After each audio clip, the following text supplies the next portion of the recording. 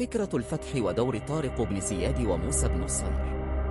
كان الفتح الإسلامي لشبه الجزيرة الأيبيرية، إسبانيا والبرتغال أمرا طبيعيا حسب الخطة التي اتبعها المسلمون أثناء فتوحاتهم، وهي تأمين حدودهم ونشر دعوتهم. فبعد أن وصل تيار الفتح إلى شمال إفريقيا، وبعد أن أرسى موسى بن نصير ومن معه كلمة الإسلام فيل الشمال لإفريقيا، كانت لخطوة لتاليتنا للطبيعية هي فتح الأندلس. 1.